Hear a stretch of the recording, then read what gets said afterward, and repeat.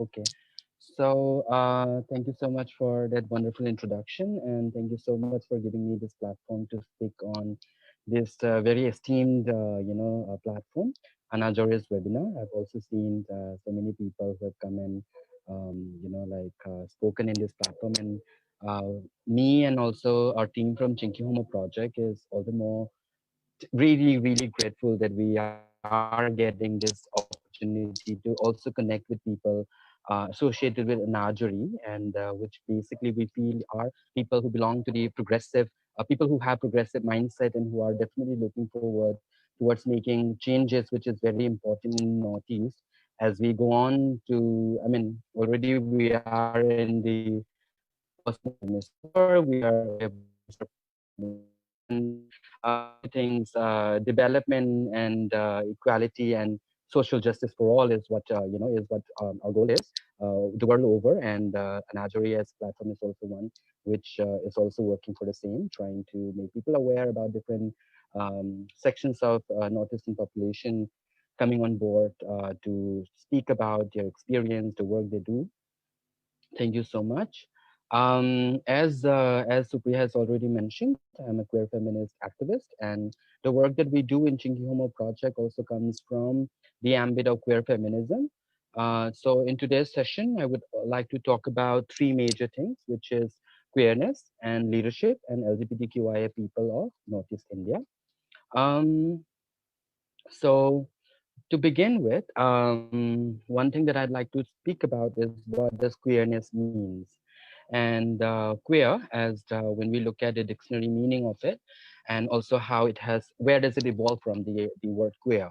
What was it used at in the beginning, and how what did it become, and where is it now? So in the beginning, queer means something which is weird, something which is out of the norm, something which is not so known, not so popular. Um, the basic, if you look at the dictionary, then the queer, the meaning that is there in the dictionary would be weird. Now, what is very important to look at now, when did the queer theory comes into being? Is basically from when we look at it philosophically, there was this dogma and dogmatic practices, which we call as traditional philosophy. And then it went on for a very long time. It was when religion and dogmatic practices and a lot of indigenous practices in Northeast also fall under traditional practices, religious dogmas and cultural essentialism. All of this sort of formed the crux of the traditional philosophy. And then came in the scientific, science and scientific reasoning as the next step of human way of looking and interpreting life, which is basically philosophy. So then came in this ideas about how to the idea earlier, prior to the scientific mode of questioning, scientific like science, earlier before science became the major practice of philosophy, um, truth was something which was considered as, which is agreed and which has been going on for a long time, which has been agreed upon by the mass for a long time, and something which is basically indoctrinated by the religious sects at that point of time. Then came in the scientific revolution, which started questioning a lot of earlier preconceived notions. For example, how traditional philosophy would think of the earth as the center, and that the moon and the sun revolves around. What does queerness means? And queer, as when we look at the dictionary meaning of it, and also how it has, where does it evolve from the word queer? What was it used at in the beginning, and how what did it become, and where is it now?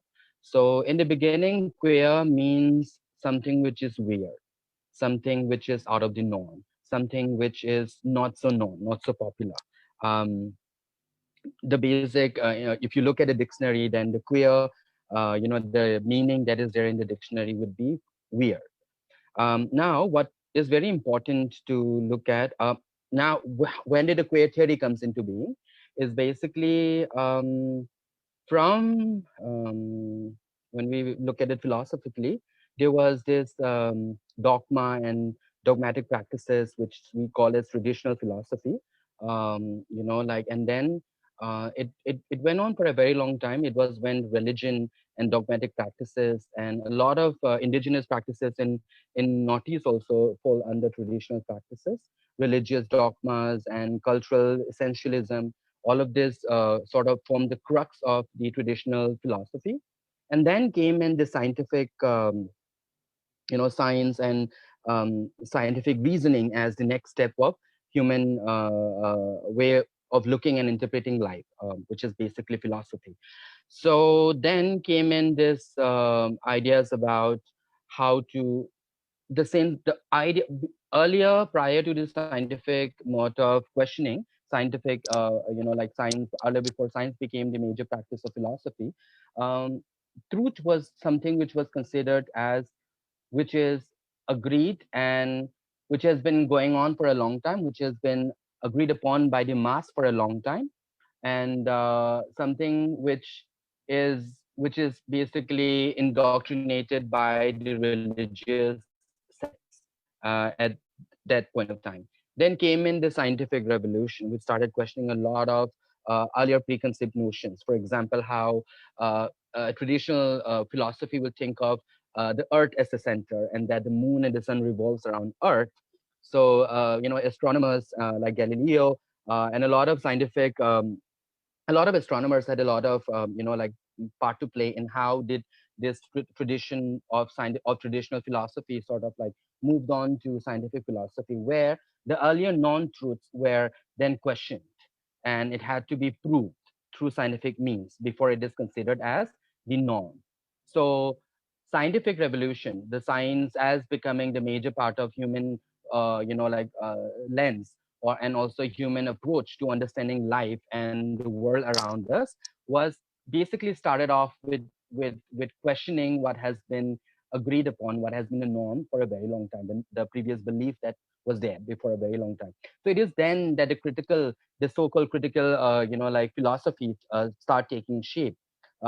Critical thinking, critical philosophy, being critical about the truth that has been passed on to us through generations, being critical of it, questioning it, and sort of like examining it, which through scientific means, that became a very big mode of way of life. At the same time, pursuit of philosophy, of trying to understand life and the world around us.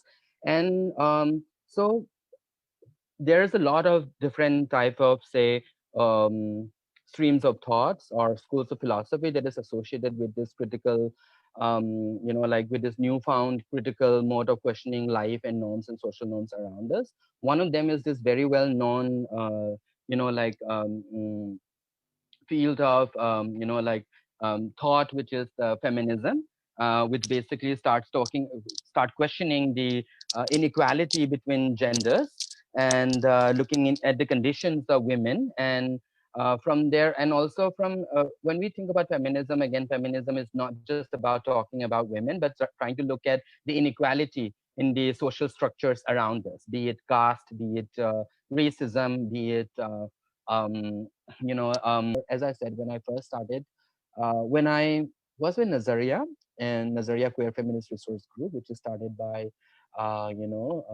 four queer feminists from Delhi, one of them being Rituparna Bora, who is from Assam.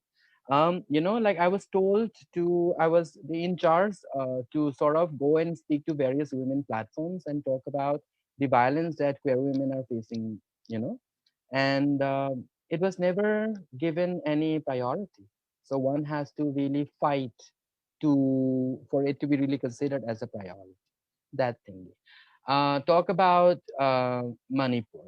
Whenever I used to come back home, and whenever I used to sort of like try and look at what is happening in Manipur or in Northeast, what sort of things are trending, I would see that there was a lot of issues that was trending in news and media and among intellectuals and community leaders and state leaders. But and when I also tried to talk to them a little bit about the queer people's problems, and they said they always make it look like it's a tertiary problem, like it's not something that one needs to majorly look into, something like that. and ministers, stakeholders, policy makers, funders. They never took any interest on it. So I knew that I am suffering. I knew that my community is suffering. But when I want to do something about it, there was no people who would like to put in any help, either sort of like um, adopt it as part of their own agenda of social change that they're working on, or either put resources into it so that we can strengthen our movement, or be it about or yeah. So we queer people, because of the problems that we face in our life, are not some of the most resourceful people in the world. Many of us are discriminated back at home because of our violence. We're not really able to I mean, a lot of people cannot run away from home. A lot of people couldn't finish their education because of the violence they face and their abuse they face in their schools, you know. And even within a certain, for example, if somebody is able to finish their studies or get into a certain reputed organizations or start working in it, the leadership in us is never really appreciated. We are always seen as somebody lesser, somebody who's, and we're always made to look like we are so concerned with our personal issues that we can't really understand the issues around our world. And we were always seen as this very selfish, very self-centered, eccentric people. So our leadership was always questioned and never really understood. So that way, we don't have much power on our side. And without any power or resources on our side, how do we then do the strength, um, how then we do this strengthening of our community, you know. And again, when we talk about, and then even the resources that is coming to the queer people are very limited, but there are so many people who needs, relief. Even if it is COVID right now, when we're talking about COVID, there's we know that there there are millions of transgender people in the country, and Ministry of Social, you know, like Ministry of Social Welfare, they sort of like had this plan to give out 1,500 rupees to every transgender person. They end up giving it to only 6,000 people. You know, so the kind of resources coming our way is very limited. And when we distribute it among the people, it doesn't really amount up to anything. And second thing is, we are people who do not have resources, so whatever resources comes our way, we will try to get it, and that becomes a competition among ourselves. Even when it comes to recognition, when it comes to say various organizations who are working for it, or various individuals who wants to have a better, you know, like so as I said, let's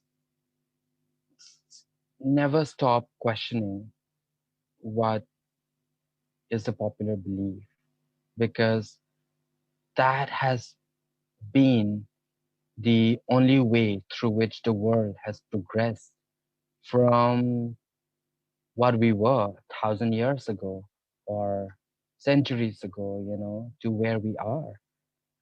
It is our own capability to question, to because questioning only brings us more truth and more knowledge about ourselves, and it only makes us better, not just better in terms of our own understanding of ourselves, but also better in terms of being creative, in being innovative, you know, design and creating various design and ways to be.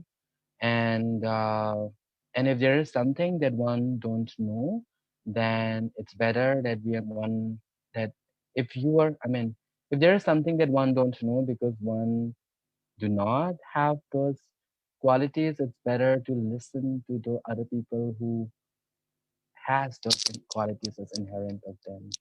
So I think that is where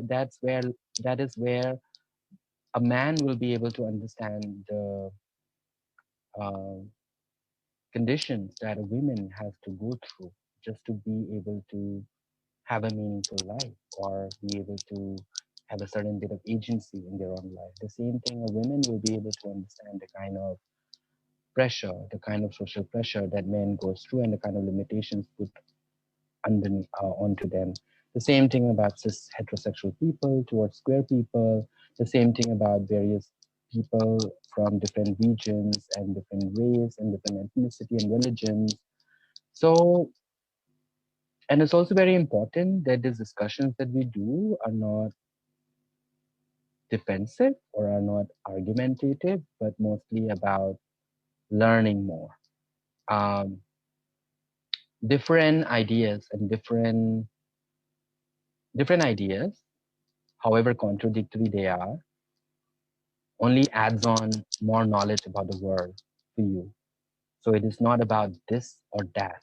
It is about this and that. It makes you more knowledgeable when you know more, even though they are different, even though they are opposite. You just become more knowledgeable about the world. That's what I want to say. Thank you so much, ma'am. It was a very wonderful evening with you. We are very much privileged to have you today. And so, this was all about this evening today. And I believe, along with me, our viewers too got the notions of the topic that we discussed today. Thank you once again, ma'am, for giving us your valuable time. And also, a great thank you to our viewers for giving us your precious time. We would look forward to your presence in our upcoming webinars as well. So, till then, take care and stay safe. Thank you, everyone, and thank you so much, ma'am.